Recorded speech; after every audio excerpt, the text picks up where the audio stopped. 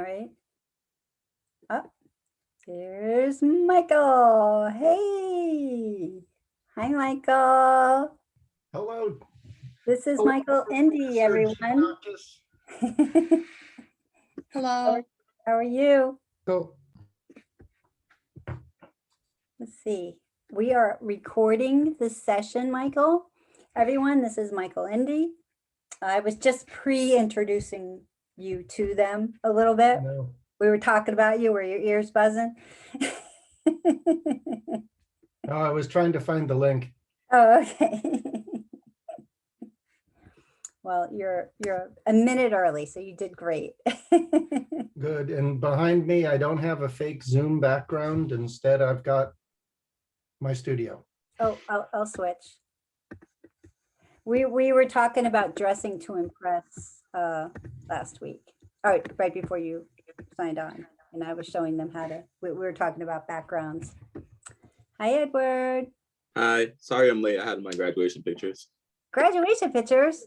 Yeah. Wow. You look Scary. very nice. Thank you. All right, well, Michael Endy's here, and just take it away, Michael. All right, we have do we have everybody here? We're all good to go? Everyone's here now. All right. Well, hello, everybody. I'm happy to be joining you here for the class. I guess Trisha's already told you a little bit about me, but essentially, I went to Pratt and I'm a graphic designer. And I have always been an artist. And at a certain time in my career, I got to a point where, although graphic design had really been the thing that got me excited, that I'd reached sort of an executive level where I wasn't doing the kind of work that was keeping me as excited and as engaged as I wanted it to be. And in order to sort of counteract that, about 15 years ago, I started really getting heavily back into creating my own artwork, to creating fine art. And currently I'm doing both of them and sort of juggling both of them. But I think that from a marketing perspective, my background really is in marketing. And now I'm applying that to my fine artwork. So after school, I went through all the stages of graphic designer, and eventually about 2000, I became the creative director at Interbrand in New York. So I'm the guy who put the bears on Charmin, developed the Febreze brand for Procter and Gamble, and things of that nature. And I really it just sort of wore thin on me, doing these things that were ending up in landfill, right? So here we are to talk about fine art. I'm not going to talk to you anymore about graphic design, as much as I enjoy it. My true love underlying all of that is fine art, and it's fun talking to a bunch of people who are leading into the world, moving into the world through fine arts. What I'm going to do is share a screen with you. Good. There it is. Oh, no, desktop 2. Let's try this one. Share. All right. So we are good. Everybody's able to see that fine? Yep, we can see it. Yes. Excellent. Because so can I. So I think this is fairly self-explanatory.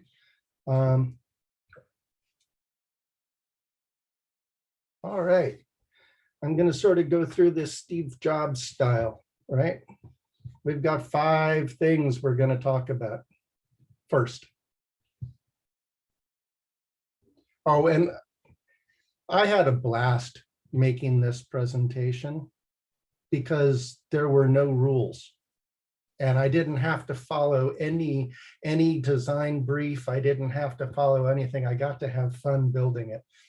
So forgive me the rather boldness of the look.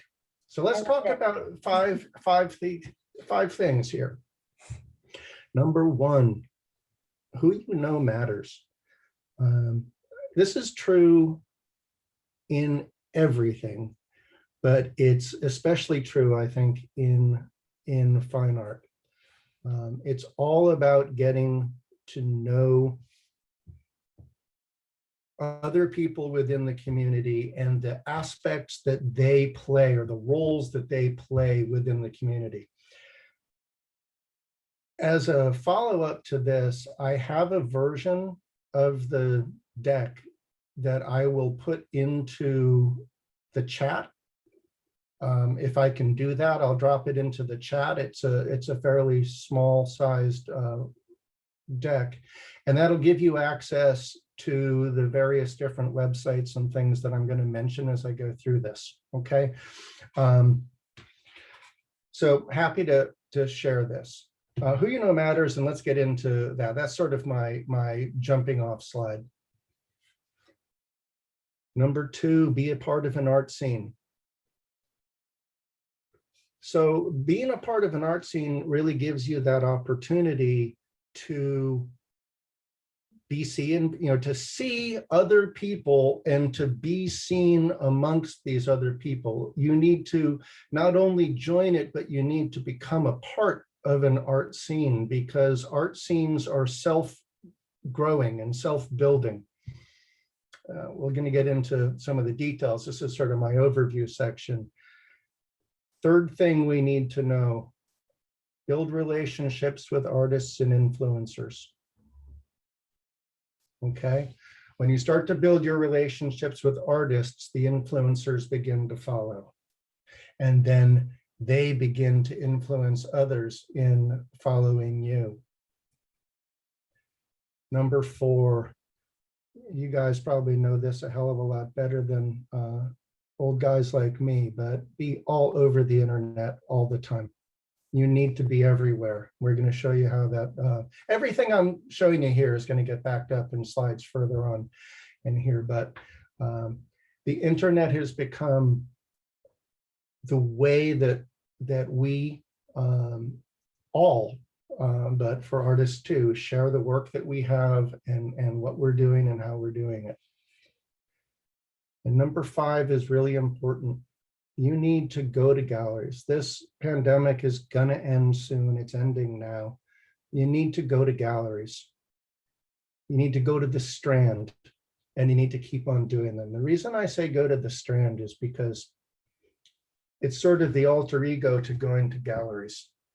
When you're going to galleries, and I say galleries over museums. I think you go to museums too. I think museums are awesome. I'm going to see the Calder show on Saturday at MoMA, and I'm really excited about it. I've read all about it.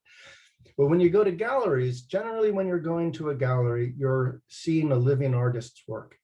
And usually when you go to a museum, you're seeing a deceased artist's work, right? So galleries have that excitement of these are people who are living, breathing, working artists, making money. If they're showing in galleries, chances are they're making some fairly good money. But going to the Strand,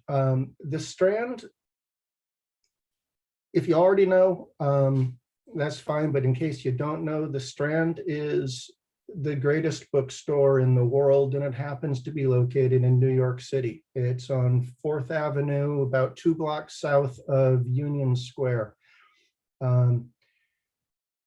That store sells new and used books, but they have an entire floor devoted to art books. Okay, they're absolutely spectacular. I mean, floor to ceiling. You can take out their ladders to climb up to the 10th shelf to pull their stuff off of the shelves. But I spend so much time at the Strand and buy so many books at the Strand. often used, sometimes new, it doesn't matter, but I think it's really, really, really important that we understand the people that have been here before us. Get those books, buy those books, read those books, and read the essays in them that are written about the work. I think it just gives you an amazing amount of understanding of what was in the mind of the artist, or how the art was received by its audience. And that's a really different look at art than you're going to get even in an art history class and when you're seeing living artists in the galleries. But go be in the West 20s all the time and find some good, and just keep doing it. Just keep doing it. Buy books, go to galleries. I think I've exhausted slide 5. Oh, hey, I'm glad you guys asked this question.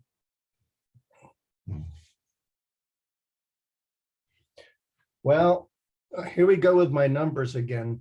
There's 7 different routes that we can take towards the same goal. I'm sure we could look at it a little differently. I choose 7, but the goal here is meeting influencers. So in order to do that, and this is where the specifics start coming out. Okay, join an art community. You're going to see that there's a lot of information on these pages, but part of it is that sort of restaurant rating, right?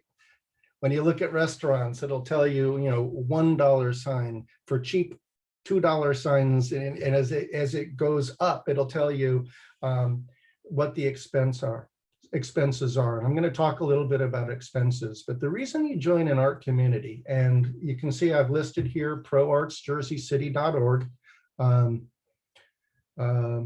Your professor is a member of ProArts. I'm a member of ProArts. B, what's B? What do people at school call a B? Professor Meady. Professor Meady is a longtime member and board member of ProArts Jersey City. A group like this costs you $45 for a membership for a full year. It's a wonderful deal. It gives you the opportunity to learn. There's education classes specifically tailored to the needs of fine artists. But there's also a lot of exhibition opportunities. Over the last several years, I've been the president for the past 3 years. I stepped down recently to focus on my artwork, but we were doing 10 shows a year, and that's 10 opportunities to exhibit. Okay, join an art community like this one. Enter absolutely everything that you can. It's going to give you the opportunity to start building your CV or your resume, and it's going to enable you to meet other artists and begin to get to know curators. Part of the deal with ProArts is that we usually try to bring in an outside curator to curate our exhibits. And by doing that, as a member, you're submitting your work to curators, okay? These are curators who work in galleries or in museums, and therefore, it's a really good place to begin to start mingling with these people and making them familiar with the work that you're doing and the growth that you're making as an artist. So at the very base level, step 1, an arts community is a wonderful place to be. By the way, ProArts Jersey City is all visual artists. And to give you a sense of size, we have right now 170 members. Think of all those artists. If you can't find somebody in that organization that you think is really cool, or you think is really fun, or you think has a ton to teach you, there's no hope. I mean, this is a wonderful organization, and I believe really deeply in it. Step 2, submit to open calls. Now that gets just a little bit more expensive. Open calls are going to be found, and you look across the bottom of the screen in green. These are all organizations that have listings of open calls for artwork. And an open call is a gallery that sometimes museums, usually galleries, that are putting on a show, and they make it open to the public. Anybody can submit their artwork to them. Usually you have to submit your artwork as JPEGs and then a written statement and sometimes your CV along with it. You submit the artwork, it's usually about $35. Sometimes it can be a little less, $10 a piece, or maybe up to $50, but there's sort of a variety of prices between $10 and $50 to submit your work to an exhibition. If your work is accepted, though, it gives you a wonderful opportunity, because now your work is in a gallery that goes onto your CV.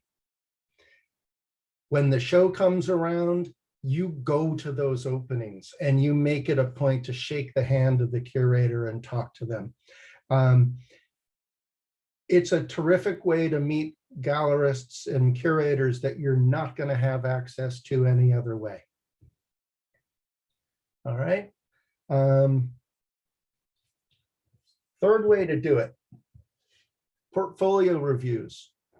So with portfolio reviews, what we're talking about is, for instance, this is our 10th year of doing portfolio reviews at Pro Arts Jersey City.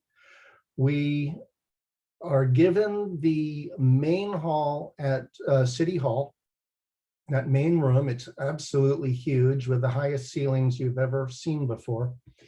And we set up 10 different stations that are all around the room. And artists come in and spend 20 minutes.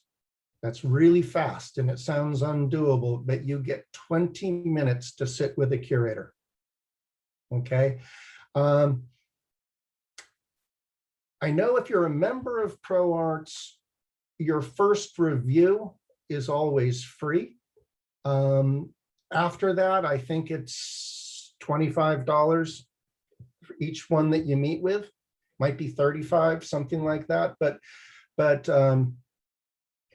this is a really, really good way to stretch yourself a lot farther on the one hand, and also to get to know curators that you wouldn't have access to in any way. So the way that this works is, gotta really sound like, Trish, am I selling Pro Arts Jersey City too hard or what? No, not at all. I think this is all good advice. Well, you guys have this like really nice benefit that you're already in Jersey City. And so let me step off the podium for a second just to say that Jersey City is a community full of artists. You already know that. But it doesn't stop after school. There's so much going on in Jersey City, and it's looked at around the country as this important art scene. And at the heart of it is Pro Arts Jersey City. We just sent out our announcements. I think the date is, it's the first Saturday in April. So yeah, April 3rd. So advance warning in case any of you want to do this, or if you just want to hear it and file it away for next year, however you think best for you. This year, it's April 3rd is the date when you sign up for your curators. And what you generally do is you read through the list of available curators that are going to be on site that day and you pick the 1, 2, or 3 that you really want to meet with, read their resumes, check out their galleries, figure out who's the best fit for you, and sign up to see them. If you do it fast enough, and if you get your information in before the time slots are already filled up for that curator, you get lucky and you get to meet with them. It's pretty time sensitive, but it's worth doing. And then, and the first week of May is when the actual reviews go on. But a great opportunity. What I say here, choose your curators really wisely. You know, pick people that are focused on the kind of art that you're interested in, the kind of art that you're making. If you're a painter, you might not want to sit with a photography curator, right? So pick a painter. Prepare a really concise book. Look, you've got 20 minutes. So you don't have a whole lot of time to sit and, you know, they're not going to have time to look at 20 pieces of artwork, no matter how small they are. They're going to have time to look at 8 to 10 pieces. So you need to really focus your work down. And then you pretty much need to sit back and listen and take notes. Okay. Listen, listen, listen. That's what you're paying for. You're paying for their advice. They are not there to you know, their main motive for being there as curators is giving advice. Well, have you ever thought of doing this? Or maybe if you'd tried doing this, if you were to do these larger, it would be, or, you know, they're giving you advice based on their knowledge of the industry, of what's happening in and what they're interested in.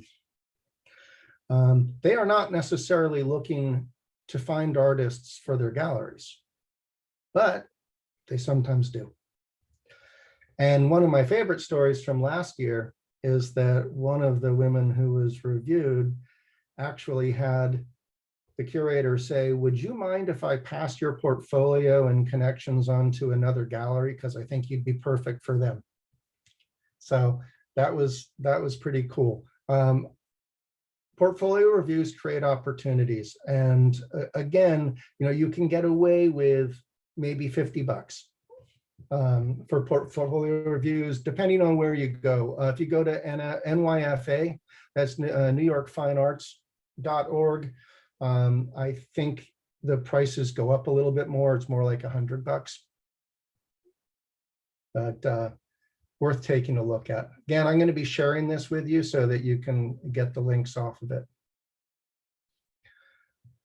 The next place where you can go, remember we're 4 out of 7 at this point, joining online sales sites, okay? And your price is going to go up a little bit more to go here. And that's like, well, predominantly SaatchiArt.com, because anybody can join Saatchi Art as a member and create a page for yourself and begin to start showing your work on SaatchiArt.com. Artsy.org, not so much. Artsy is sort of the premier online sales site, but you have to get into that through a gallery. Okay, so galleries build relationships with Artsy, and then the galleries find the artists that are shown on Artsy. But here I go again. If you're a member of ProArts, jerseycity.org, we have a relationship with Artsy. So you can pay an additional $100 a year. And for that $100 a year, you get to show 4 pieces 4 times a year. I think you get to show up to 16 pieces in a calendar year. And then you're got to re-up your $100 again for the next year. But for $100, it's a really great way to start getting your work out on the web. Okay, so you post to it, you share on your social media. what you're going to find is that as you begin to share on one of these online sales sites, you begin to create fans, and those fans begin to follow your Instagram, and then they start to check out maybe where you are in your website, and you eventually begin to meet collectors. Now, I say that with you hopefully meet collectors. It all depends, right? It all depends on what you're making and what you're charging. So if you're going to do this, I would recommend it. I think a lot of Artsy, I think a lot less of Saatchi. But I'm on both.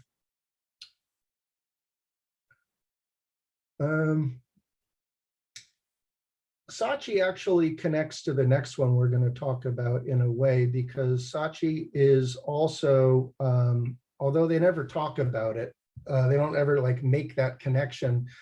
If you've ever heard of the Other Art Fair, that is actually completely composed of Saatchi artists. So as a member of Saatchi Art, you have the opportunity to go to the other art fairs that they have in New York, LA. I don't know. I mean, they have them all over the place. And you can participate in art fairs through SaatchiArt.com. That's actually a pretty good deal. It's expensive though, and that takes us to the next one. Enter art fairs. Okay, now we're talking a lot of money, but it's very easy to spend anywhere from $2,000 to $4,000 for a weekend showing your work in an art fair. And I'm talking about 8 feet or something of wall space that you get for several $1,000s to show your artwork. So you really need to know that you're going to be selling to try to make that money back. That's where the galleries come in and can be a little bit more helpful. I put Linktree on here with a great big asterisk next to it, because if you don't know Linktree, it is actually the gallery director at Mana Contemporary is the one who clued me into Linktree. What Linktree does is, instead of putting, we all have an Instagram page, and on our Instagram page, up at the top, underneath our name, we usually put our website. Well, instead of putting your website, if you put Linktree, which is a completely free tool, you put Linktree up there, you can put as many different links as you want into that. And they don't just go in as links, they go in really nicely. So I think probably at the end of this, I'll pop into my account and I'll show you how Linktree operates. But the reason that this is on this page is that what Linktree is doing is, if you've gotten up here to stage 5, you've started in the art groups, and you've been submitting to shows, and you're getting into shows with curators, and you're beginning to move into online sales and art fairs. Think about all the different things you need to keep track of in your promotions. Because not just Instagram and your website, it's Instagram plus your website, plus the gallery links to the exhibit that you're in, and the posters to that, the links to your SaatchiArt.com page.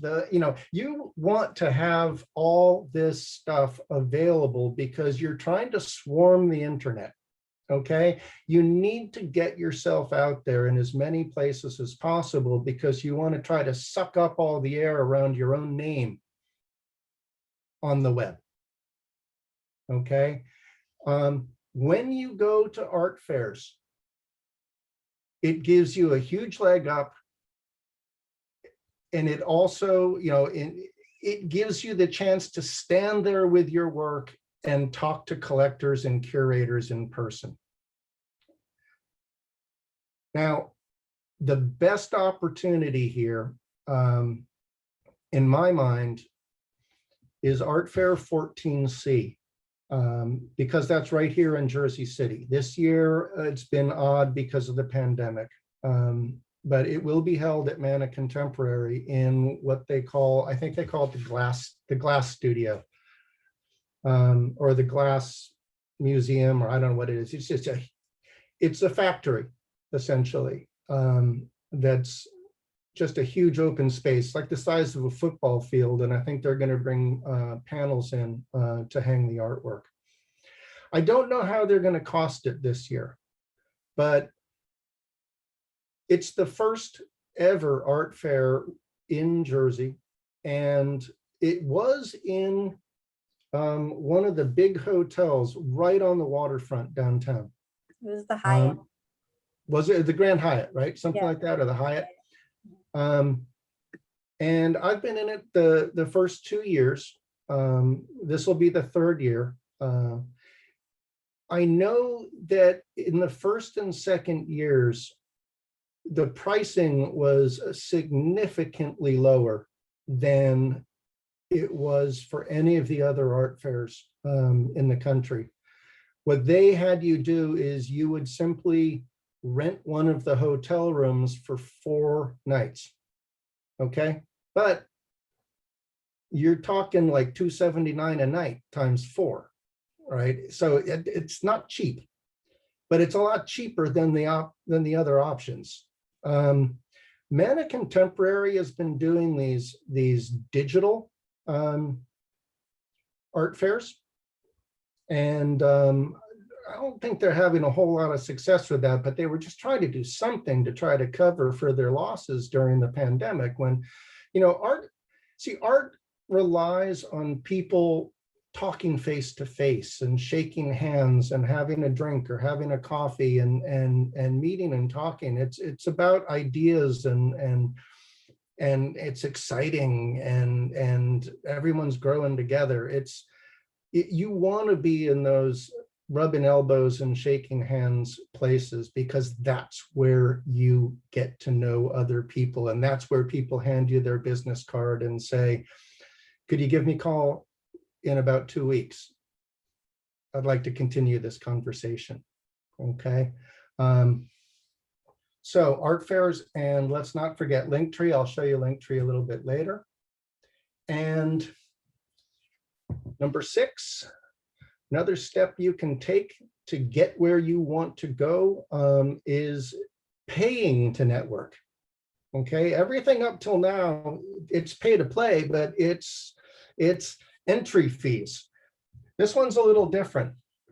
Now, you can find a listing of artist gallery consultants at nyfa.org.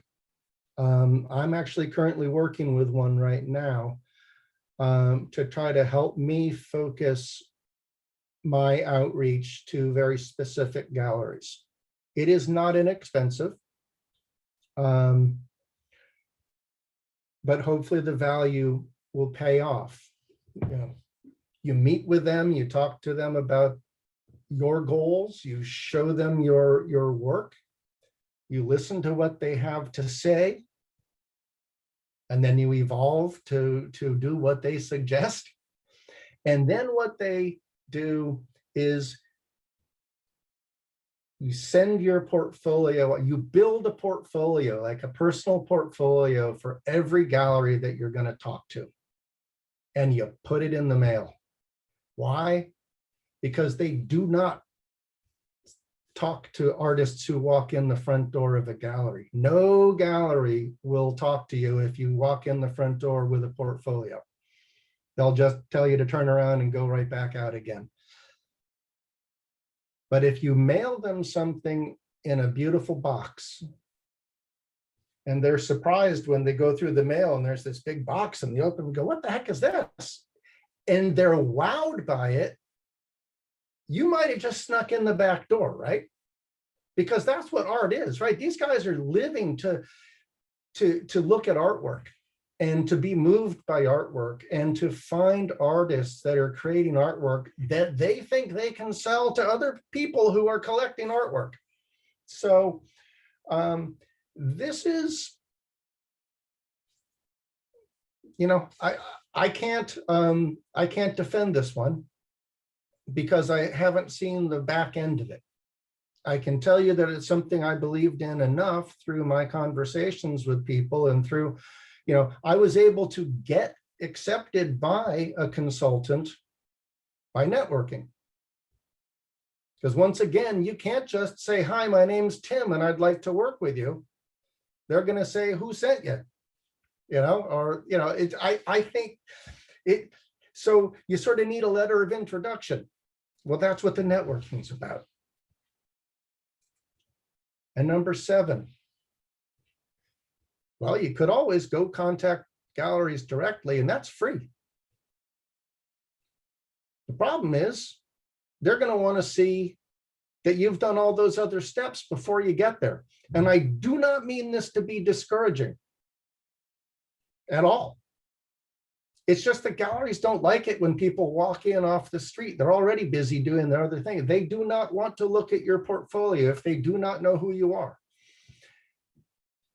Do those other steps and things change a little bit because of this slide. Why who you know matters. Because if you meet enough people and you earn your way into enough exhibits, then you're going to start to be invited to exhibit by curators and to show your portfolio to galleries. That's where this thing really comes together. In most cases, I know I just told you, I'm going in the back door by mailing custom portfolios to very targeted galleries in the hopes that I have found the right fit. But really what this is about is meeting people, growing with people, getting to know curators, getting those curators familiar with your work. I get messages on Instagram and Facebook from curators, let alone emails saying, hey, I'm going to be putting on a show about X. I'd love to have you in the show. Right? I have not gotten to that last spot where galleries are calling up and saying, we'd love to meet with you. Would you please come in and show us a portfolio? I'm not there. All these years in, I'm not there yet. Some people hit it, bam, right off the bat, but I'm talking about this from my experience. So Google yourself, because if you've done enough of this, this is a great pressure check. Are you filling the first page of Google? All right. And you know what? I wasn't filling the first page of Google. I've had to work pretty hard at this, but if I type my name into Google, and I did it last night because I was preparing this, I'm like, well, let's see how we're doing now. And I clicked, I'm like, shit, I did it. Oops, I just swore in a college class. That's okay. Sorry. I should have gone beep. So this gets important. Why? Because when a curator sees something that they like, or sees an artist that intrigues them, maybe they're at a group show and they see something, they're like, that person has something interesting. What's the first thing they're going to do? They're going to go and type your name into Google. And if you start getting, oh, look at all these different, these things, this is what you want to see. You want to see that that your work, and you get this by being Twitter, Instagram, website, Saatchi, all over the place. Those algorithms in Google begin to realize that there are these people that are searching through your stuff and that you're constantly posting to things. And this happens. I also think that one of the things that we all need to be doing with our imagery, because I think this change is I don't have proof on this, but I have begun to use keywords behind my images in social media.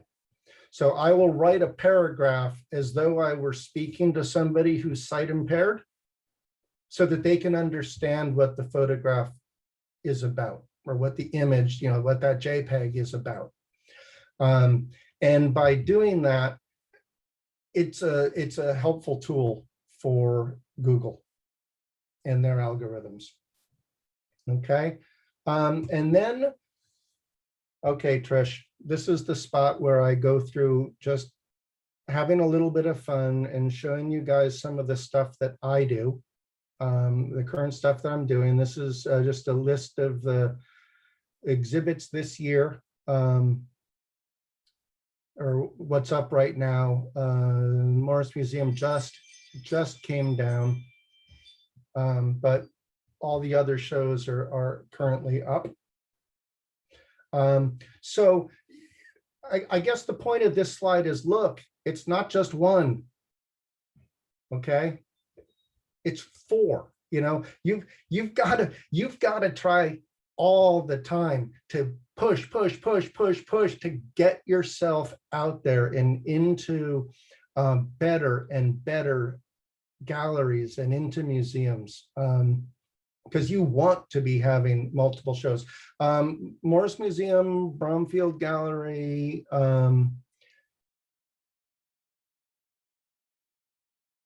and then Art 150, one's right here in Jersey City. But that show is sold out through its close, which is closing this weekend. Because it's one of those time tickets shows, it's Eventbrite and you've got to reserve a time ticket, and it's sold out like 3 weeks ago. But then the bottom one, the Gallery at the Wave Resort, that's a solo show of huge prints. And that's, at this point, I'm trying to figure out if that's become a permanent fixture at the Wave. But that's down in Long Branch. All right, I'm just going to show 2 images from each of 3 different series. This series is called Night Symphony. And this image is Jersey Crude. I am a photographer.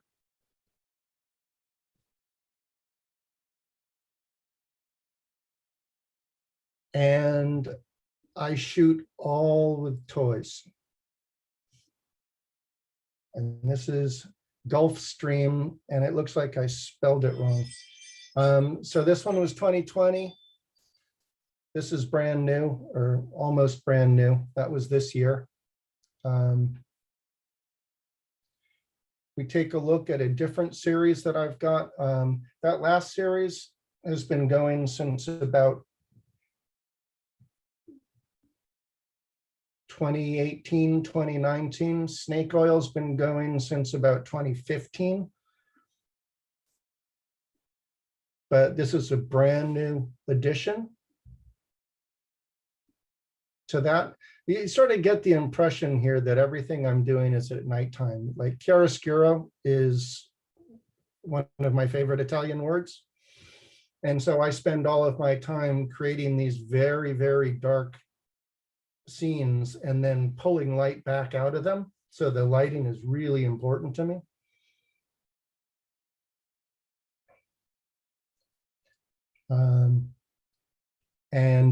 Well, Yosemite tar sands. No, they don't really have tar sands that they're digging oil out of in Yosemite, but this whole series is about the effects of oil extraction on our environment. So I definitely got political motives in that. And this, I figured I would show you guys just for fun, because it is not on my website. It is not in my Instagram even. Nobody knows that I'm working on this because I want to push it further down the line. I'm about 5 images in so far, but I want to keep going with it and make sure I'm really happy with it before I let it out. But I'm going to show you 2 images from the circus. Serena, these are literally just done. Pyro the Great from my sideshow. Now,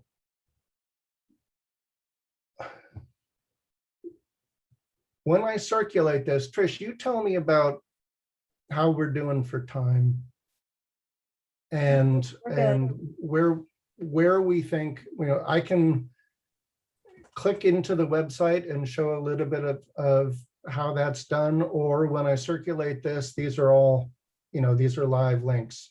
You can show it. We have time.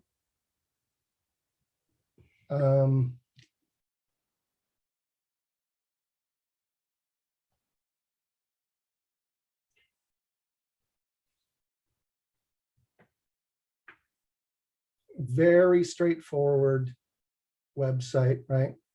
Just a real simple little menu over here. Links to other sites. Always opens with recent work. So it's mostly stuff from 2021. Actually, all this is from 2021. One of my pandemic images from 2020. This is actually down at the National Gallery in Washington being reviewed. I am hoping that this one gets exhibited. Every day, several times, I'm checking my email for word on that one. More pandemic stuff. I mean, we all just lived through a pandemic. It was hard not to let that come out in the artwork. And also the civil unrest that we had after George Floyd's death and all that went on from them.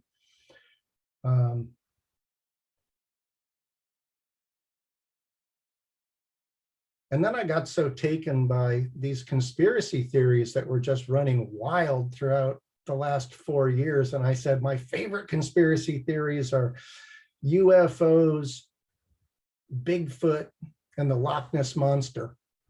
So we had some fun. But this also gives you things like, my series of portraits.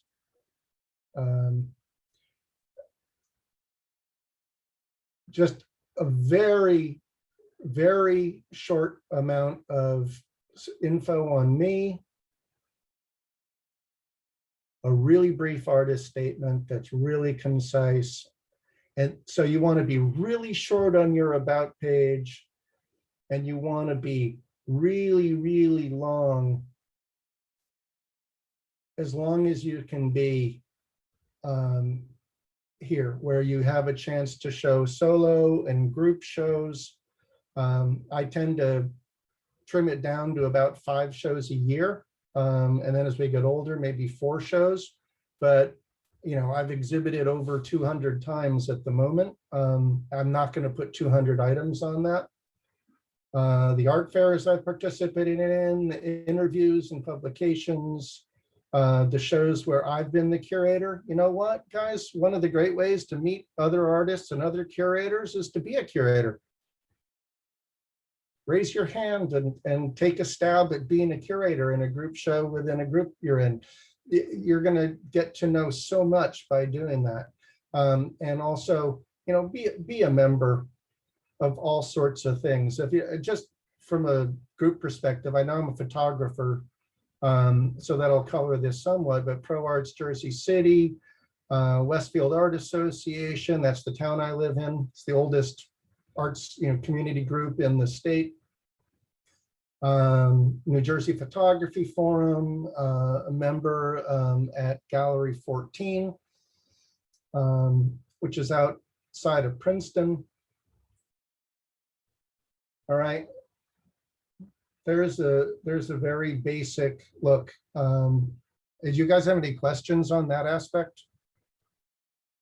No, no, no, no, no. All right.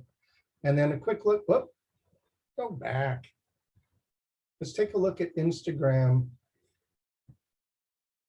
You can see the difference that I have. I've divided my website and my Instagram up really differently. You know, whereas I always show the image in Instagram that's also on my site, I also show the process behind it as well. And I've got little movies that I've done in here that show the making of, or show them brought to life as videos. The shows I'm in, you know, instead of just listing them on the CV, I tend to do a graphic panel like that. But here's the beauty of Linktree, right? So name, what I do, real brief statement, Linktree. When we go in here, that's Linktree, right? So people can get these individual things, and this can go as long as you want to, but I generally do my website, my CV, so it's printable. I have a movie that underscores the whole process that I use behind my image making. I did an interview with Art Review in London. It's like a 35 pages of their magazine. It is ridiculous, but that's all in there. And then I list the current exhibit that I have, and that will be a link directly to it. And I think that's sort of the value of Linktree. Not only that, but it also gives you stats. So in the same way that you can check your website for how many visits do you have, who goes to what, you know, what is it, men, women, where are they coming from? All of that kind of stuff is valuable as you begin to build your audience. It can help you evolve or change or stay with something that you're going with. So that's Linktree. And with that, what I want to say is thank you. And I've done about enough talking, unless you guys have questions. And then, although there might be only one of you left. Oh, Edward's still here. Excellent. And he's still looking great from his photograph. Do you guys have any thoughts, concerns, questions, or demands? Yeah. So my whole deal is like, I'm coming from a background in marketing, and I took this class because I've always been like someone who's interested in art, but kind of just looking in. And I've been slowly trying to build my technical skills because, you know, I have like, you know, ideas of stuff I want to do, but like, I literally have like no art that, you know, I can make a CV with or anything. So like, what could I be doing now while I get my, you know, technical skills up? Well, you know, the same thing I say, I think, how about this? The best answer to this one is the answer that I use when I left the world of big agencies. And I thought, so I was, you know, creative director in a couple of these huge agencies. And I left to open up a little shop. And I was absolutely convinced that, you know, we had this phone next to us and you could pick it up and the IT department would be there in 5 minutes to fix your problems for you, right? They could always fix your computer. They could always do some, until I realized that every single time they came down to look at my stuff,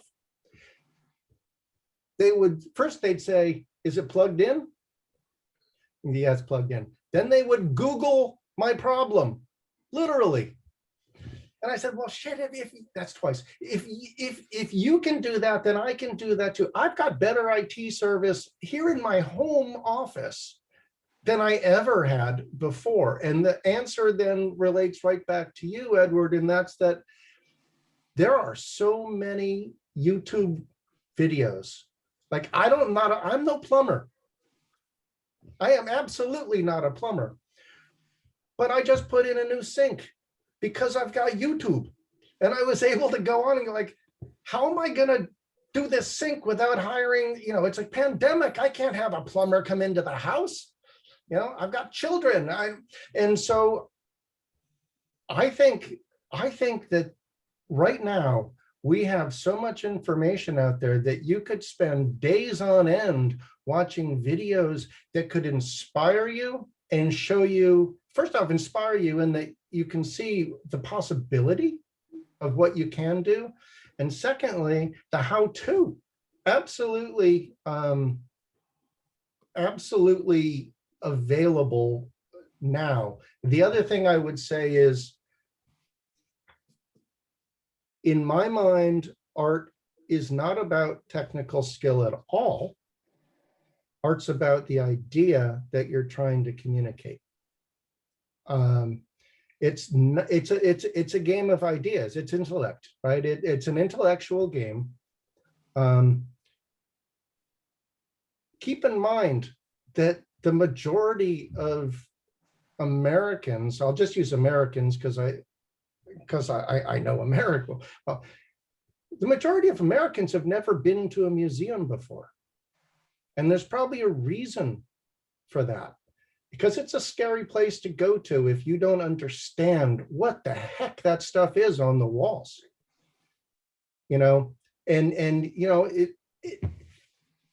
It takes a leap of faith, not only to do the work, to have the guts to make something and to put it on the wall for other people to look at and comment on, sometimes in your presence. That's hard to do. But it's also hard to be that uninitiated person who's going into a museum and just doesn't know what to make of it, just doesn't get it. And I think that's part of why I say go to the Strand, because books, or the library, except that the Strand has such a better art section than any library I've ever been in before. I've got hundreds of art books here in my studio, literally. And my wife's going to kill me when we move because it's going to cost us so much just to move my shelves of art books. But I love those things because I'll pull one off the shelf randomly almost, just like, oh, no, I gotta check out this person. And I'll go sit down with that book and just have a beer or a glass of wine and try to learn something from it. And I think the tools are right there in the bookstores and on the internet that can give you inspiration. And just always keep in mind that it's much less about technology and technical skills than it is about having something that you want to say. And you know what? You can say that in your own way. And that's the other part of art. Wow, a long-winded answer, but heartfelt. But the other aspect of creating art is you usually start by copying other people. Mm-hmm. You look at the things that you really like, right? You're like, oh my God, I love this, I love that. And so you see if you can sort of try that. And usually you feel horrible about yourself because you're really not that good at copying the thing that, or whatever, but you learn. But art, the artists that stand out are the artists that have done things that haven't been done before. And that's the game of art, is to try to be unique. And in that regard, you don't have to have a technical skill. You need something to say, and you need to dream up a really exciting way that you want to bring it to life. And if it's unique and different and cool enough, then people will be drawn to it. And if people are drawn to it, you're going in a new direction. Yeah. Yeah, I definitely agree. I like teaching myself stuff, and I definitely use YouTube and stuff a lot. What's the book? I have the book here that I've been slowly starting on. It's this one right here. It looked like, is that Da Vinci, Michelangelo drawings of the, Drawing on the right side of the brain. oh my Lord, okay, yeah. Oh, smart. Yeah, I've been That's trying okay. to work through that. And I've been trying to teach myself slowly, but what you said about the creativity and the uniqueness definitely is important. Thank you. Well, also, just don't forget, when you talk to a lot of artists, like even you look at the artists that are hitting it right now, like there's that, another thing. I read the New York Times because the New York Times has the greatest arts coverage. And it just opens your eyes up. I've been reading article after article about the Calder exhibit that I can't wait to go to on Saturday. Then I've got to go over to Brooklyn to the Cause show, which is at the Brooklyn Museum. I'm not going to get to that, but he's a Jersey City artist. Cause is from right here in town. I don't know, but I'd be fairly well. I think I could probably guess that Cause probably doesn't draw. That's not one of his skill sets. And I can tell you, Calder wasn't a drawer, but Calder was busy bending pieces of wire to try to create shapes and things. These guys dreamed up something new. Nobody had done the kind of, stabiles and mobiles that Calder did out of these unique shapes. And he just cut big pieces of metal and formed them together into these sculptures that nobody had ever seen before. They were so modern that they were refreshing and new and scary and different. Actually, not too scary, pretty lovable stuff. But yeah, and who would have thought that, Cause is combining popular culture with art into one, I guess, statement piece. But, well, there you have it. Any other thoughts or questions? Hi, yes. First, I really, really, really love your epiphany photograph. Oh, Second, are those, how did you buy those? Did you make the figures? How did you do that? in Epiphany? Yes. Well, Epiphany was, Can you put I it think- on screen? got to go back here. I'd have to go to website.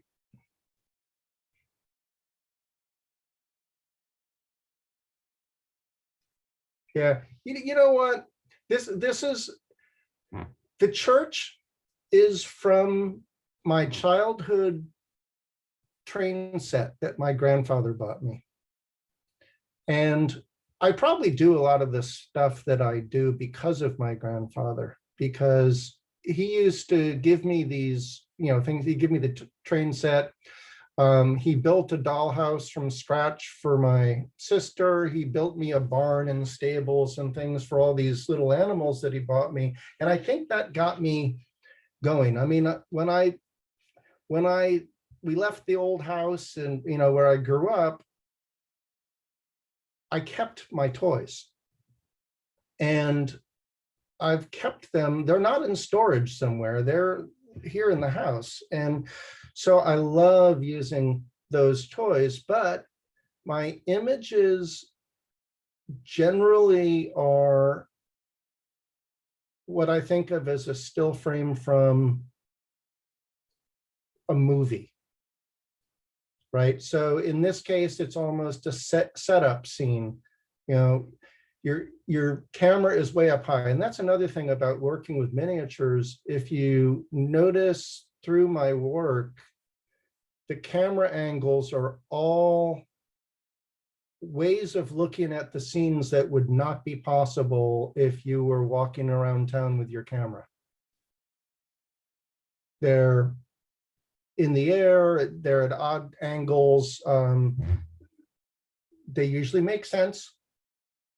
But they definitely give you a slightly different approach to the world around us. And like if I'd shot this, I would have had to shoot it with a drone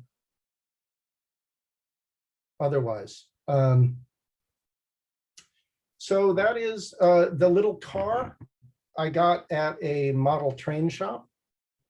That's actually an electric car. This whole thing, when I build these sets, by the way, I build them up on an elevated platform and I wire them through it. So I hand wire all of the lights and things into the shot. So this is a, you know, this is a straight photograph of my set with the lights. Something bad's happened, you know, somebody pulled up to the church in the middle of winter and dragged the body out of the back of the car and up in through the front door at the church, right? I mean, there's like bloodstains and footprints all over the snow. So, you know, exactly what's going on is never spoken, but the idea in these images, and they're not always quite as graphic as that, but notice there's no people, there's no violence, but there's a story that you know there's a before and an after. Like something happened immediately before this. What's going to happen next? And that puts you into this unfinished narrative that I'm really intrigued by, right? It looks like a scene from a movie, but where'd it come from? I'm sorry?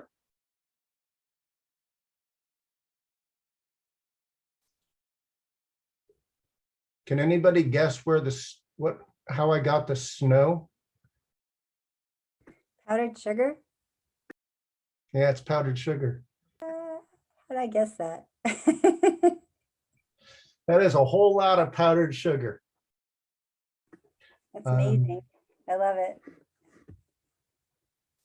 To me, actually, I look at this in hindsight as an unsuccessful image. And that's because there's too much going on. And in my work, I generally want to be much more focused. Like that is such a much better photograph. There's not, you know, there's just enough imagery around the main character to tell the story, to give it a place, to set, you know, to set it in a place and begin to give you a hint of maybe what's going on. That to me has too much going on. So I don't know that I'll share. Epiphany has me concerned at the moment, but I'm glad when I hear that other people like it. Yeah, I love really it. like this kind of stuff. I don't know.